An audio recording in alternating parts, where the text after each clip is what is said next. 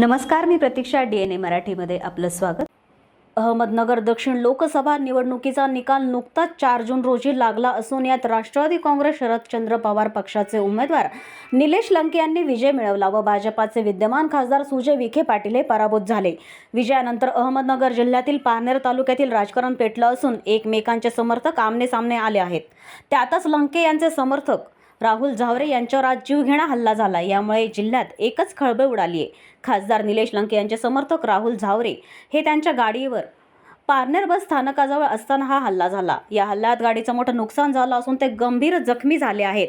या घटनेची माहिती मिळाल्यानंतर लंके समर्थक घटनास्थळी मोठ्या प्रमाणावर जमा झाले व झावरे यांना अहमदनगर येथील शासकीय रुग्णालयात आणून पुन्हा खासगी रुग्णालयात दाखल करण्यात आलं आहे. कोणताही अनुचित प्रकार घडू नये यासाठी घटनास्थळावर पोलिसांनी मोठा फौजफाटा तैनात केला आहे.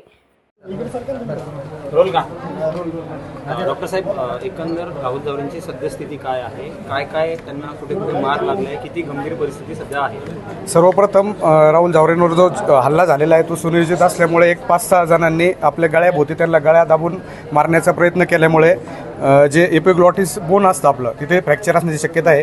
एक साधारणतः 5 ते 7 मिनिटासाठी त्यांचा श्वास पूर्ण रोखला गेला होता अशी परिस्थिती असण्याची शक्यता आहे. कारण की ज्यावेळेस त्यांना नगरला शिफ्ट करत होते त्यावेळेस पूर्ण ऑक्सिजन सपोर्टवर त्यांना आणण्यात आलं आणि सिव्हिलला त्या पद्धतीने पण ऑक्सिजनची गरज होती आणि मग क्रिटिकल असल्यामुळे सिव्हिलवरून त्यांना सुरभी हॉस्पिटलला आणलं आहे. त्यांना इथं ऑक्सिजन सपोर्ट दिलं गेलेला आहे. मे बी एक 7 ते 8 जणांनी एकाच वेळी गळा दाबण्याचा प्रयत्न केल्यामुळे अशी परिस्थिती उद्भवलेली आहे आणि बाकीचा मार आहे ते डॉक्टर पुढची तपासणी. पण सगळ्यात महत्त्वाचं गळा दाबल्यामुळं ते अनकॉन्शियस आहेत.